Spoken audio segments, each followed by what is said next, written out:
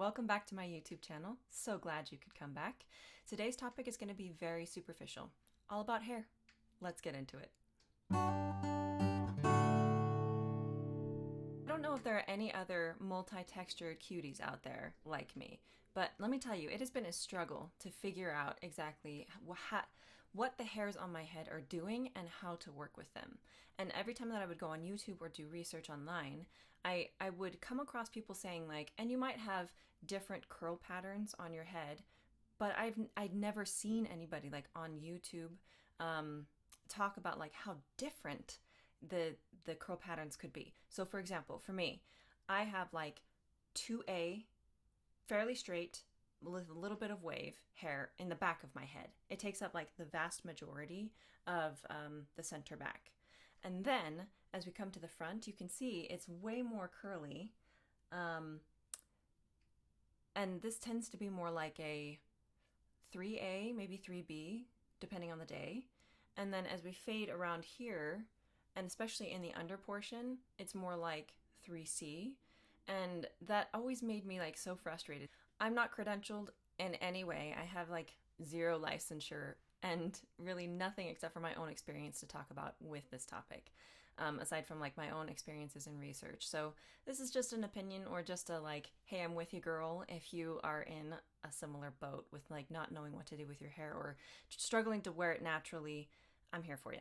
So let's go ahead and I'll get into a little bit of the history of my hair as well as take a tour of what my hair looks like, and that way you can see what's going on. So I thought since I just rinsed it with water that I would give you guys a rundown of what my hair looks like when it's curling itself and show how there are different textures all throughout my head. Like in the bottom, there's a lot of breakage down here. I took a picture of it, but I think it's just so much easier if you can see up close. Like the ringlets, I can't remember the different curl types. If it's like the tighter curl is higher in the alphabet for knowing your different hair types. It might be like a C wave and curl pattern. And then on the sides, you can see that we got some different length of ringlets going on, but for the most part, like the back is like mostly straight. It's got a little bit of a wave, but it's nowhere near the like C, 3C we got going on up here. I mean, that's just, it's insane that all of this inhabits my head. So I might get some really tight ringlets on the underneath area because that's where the most breakage happens. And then on the top and on the back, it's like kind of lying flat, except for like right around my face. This like patch of hair right here is just all so curly. And like one side's different than the other, partially because one side's shorter than the other. I like to be able to part my hair both directions, and so whichever side it's on that day is usually asymmetrical. I'm okay with that. I've learned to live with it. But yeah, so you can see that I just have a lot of different textures on my head, or rather a lot of different curl patterns on my head. And that made it really difficult for a really long time until I just learned to embrace it. So there's a little bit of a tour onto what my head looks like. Okay, here we go. A brief history of hair. When I was a little kid, I had really straight hair, really easy to tangle, and I didn't like my mom to brush it. Hence my pseudonym of Scara Heredera came into being, and I didn't have to really worry about it until puberty. I went from straight hair to really wavy hair to really frizzy wavy hair that I didn't know what to do with. And like every girl in the early 2000s who had wavy or textured hair, I just straightened it flat and beat it into submission. I did that for many years up until I was in college, at which point I decided I would like to have my hair be longer than shoulder length for once in my life. So I embarked on a new journey on how to rescue my hair from flat iron hell, which included using sulfate-free shampoos, putting coconut oil on the ends of my hair, and not using any heat, not really blow drying it, just kind of letting it do its own thing. It was heinous at first. And then I had to just learn to be okay with having really bad hair days that I couldn't control. And then I went on my mission for 18 months where I just didn't care what I looked like, so I was able to put my hair up in ponytails or braids or in a high bun, and it grew and grew and grew, and it finally got past my shoulders and down to about bust length, at which point I played around with a lot of different types of shampoos. I went from using sulfate-free shampoos like Burt's Bees shampoo and Giovanni shampoo to more expensive kinds like bedhead brands, Matrix Biolage. You get the gist. It wasn't until I came across videos where people were using clay in their hair or water only in their hair or baking soda and apple cider vinegar that I thought, you know what? I'm going to try that. My hair's still frizzy. It's really wavy. It could use some TLC. While everyone was trapped inside during COVID, I decided no one's going to see me anyway. I can become a grease ball. So I did the baking soda and apple cider vinegar rinse for 2 weeks during COVID over Christmas time when everybody was visiting me and the family. They all thought I was crazy and that I looked like Cousin It, but I didn't care. I pushed forward. And after that period, I was able to use clay in my hair and get my hair from washing it twice a week to once a week. And it was really shiny. It was growing strong. The breakage was reducing and I was super duper excited. And as I showed you in my hair tour, there's a very specific reason why I was continually looking for better hair results. Breakage! And that brings us to now. So like I mentioned before, I've tried a lot of different techniques. I went from washing my hair twice a week with like a sulfate-free shampoo, putting coconut oil on the bottoms and not using any heat whatsoever, and that worked for me for several years, to then evolving to cleansing my scalp of all sorts of like parabens and anything else that might be in my products that are chemicals, using the baking soda and apple cider vinegar rinse. And then I got into 1 week washing my hair once a week with clay and apple cider vinegar, and then putting like almond oil or mixed with jojoba oil into the ends of my hair. Wow, the ends of my hair. And then I have since been experimenting with washing my hair only once a month with the clay. I actually went back and forth. I did 1 month where I would use the clay and apple cider vinegar, and then I'd water wash in between and brush my hair a lot because, you know, you get some scalp dandruff. Dandruff's not the right word.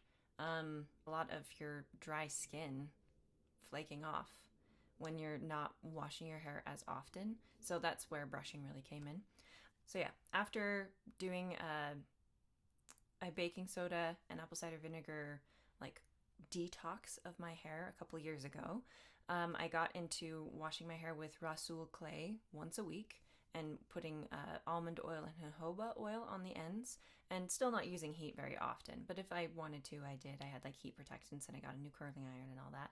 And then I just got really curious to see how long I could go in between washes, and so I started to go longer and longer. I got to once a month using the clay and then doing water washes in between, and like lots of hair brushing, because you just need to help get any excess skin off of your scalp as much as you possibly can, since you're not going in and physically doing the washing as often.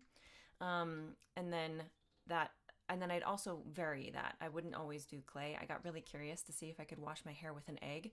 Guys, you totally can. And like, it provided this really wonderful sheen and protein infusion into my hair. It was incredible. Like, the only drawback and the reason why I don't just like live in the egg zone for the rest of my life is because you have to wash your hair with cold water. Otherwise it cooks the egg. I mean, it's still gonna cook the egg on your scalp. Just no way around that. So, but to have to do it in cold water the entire time, I just gave up for the winter. I said, screw that. So that's why I've come to the point now where I'm seeing how long I can go with water washes only.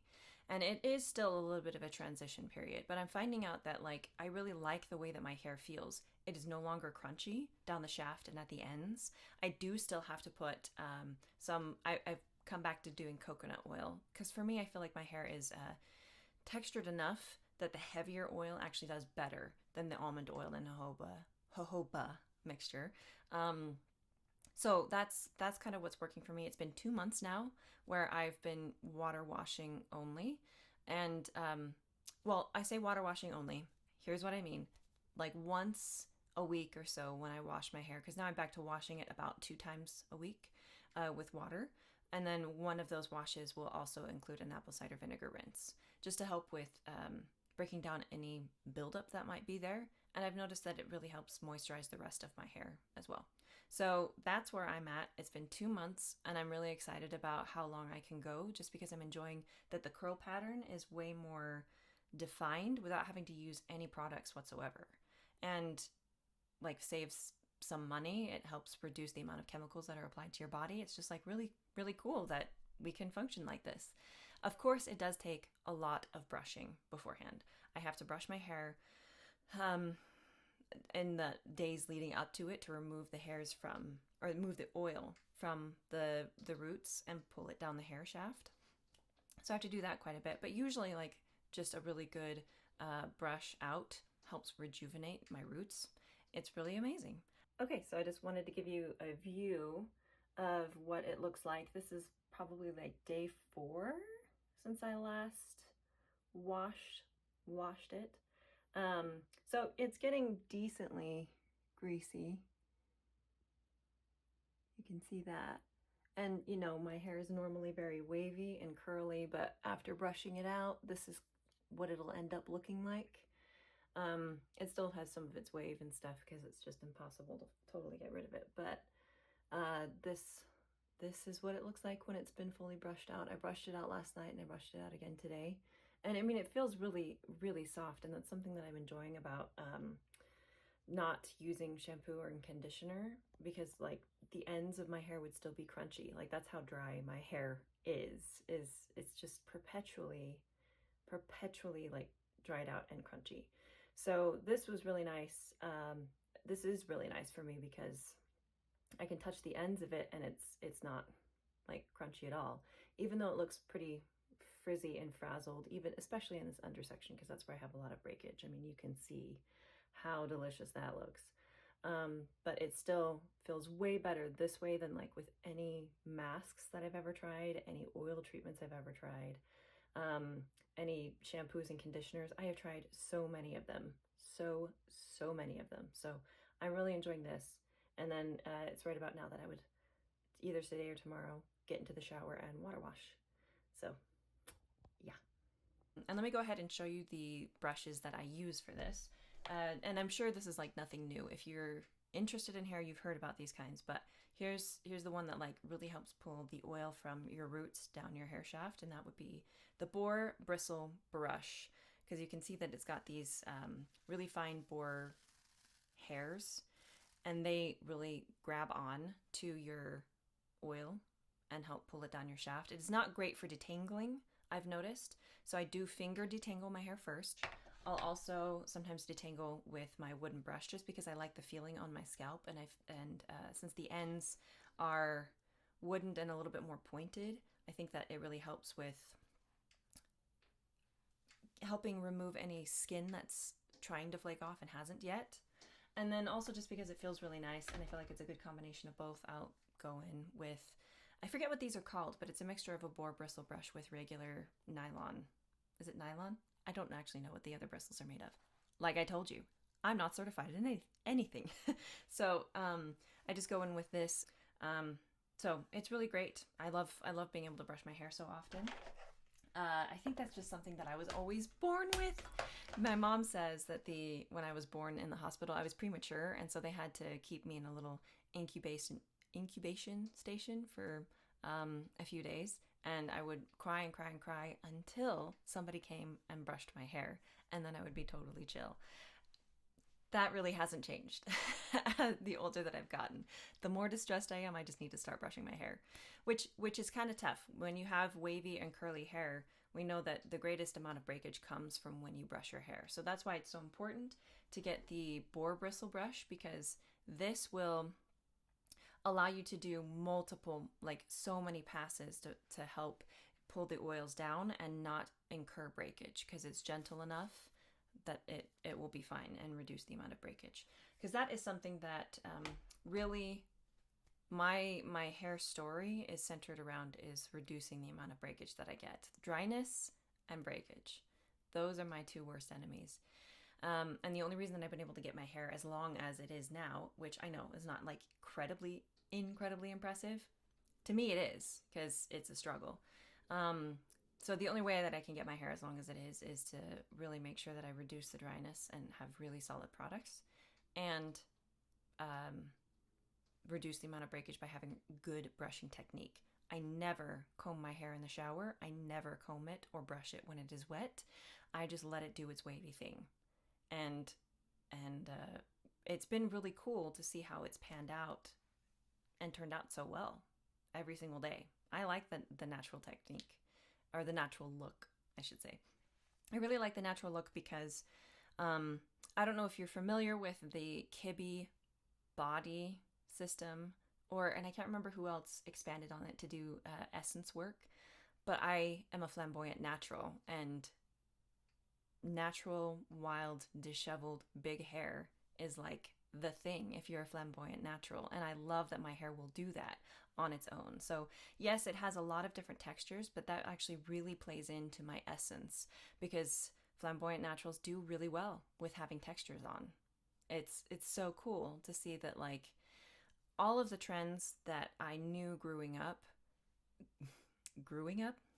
all of the trends that I was exposed to growing up through the 90s, the 2000s, the 2010s, were so much more about fitting in instead of embracing what you already have to offer. And I love that now I'm embracing what I have to offer as I am. And that's been probably the biggest part of this whole hair journey, is to stop hiding the texture and to just run with it and enjoy it and feel more like myself and feel beautiful as myself. So, those are just some parting thoughts for you.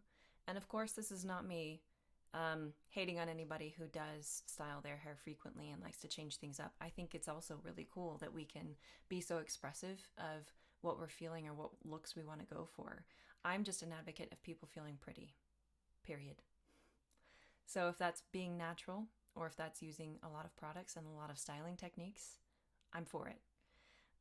Anyway, peace and love to everybody. Thanks for sticking around. Hope you have a good rest of your day. Bye.